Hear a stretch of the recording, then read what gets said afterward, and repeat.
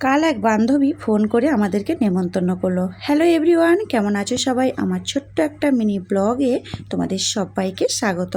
আশা করি সবাই খুব ভালো আছো, আমিও তোমাদের ভালোবাসায় ভালো আছি।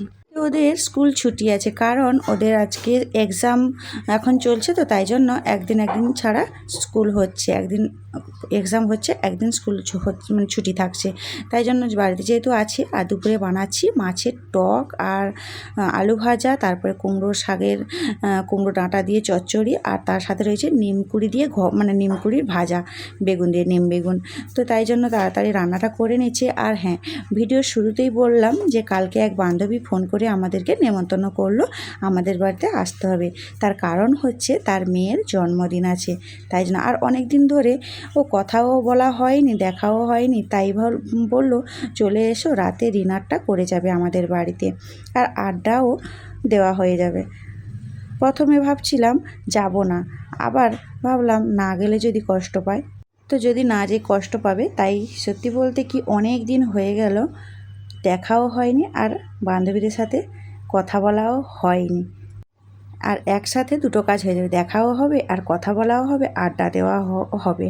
আর তোমরা তো সবাই জানো কত রকম কথা হয় বান্ধবীদের সাথে দেখা হলে, আড্ডা হয়। যাই হোক, সব মিলিয়ে দিনটা খুব ভালোই কাটবে মনে হচ্ছে।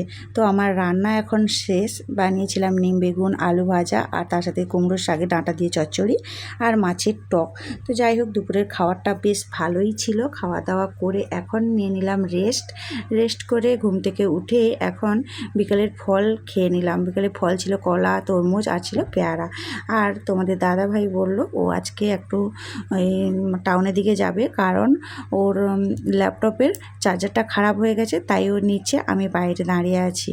আর ওর চশমাটারও গ্লাস খারাপ হয়ে গেছে, মানে ক্র্যাশ হয়ে গেছে, তাই ওটার জন্য ওটা চেঞ্জ করতে হবে, ও ওটারই নিচ্ছে। আর এখানে দেখো, একটা জিনিস নিতে গেলে কত রকমের চেক আপ করে তারপরে নিতে হয়। চোখের ভিতরে কিন্তু মেশিন বসিয়ে তারপরে ওকে গ্লাস দিয়ে দেখাচ্ছে কোন গ্লাস কিভাবে কি করতে হয়, জানি না, আমি এই প্রথমবার দেখলাম।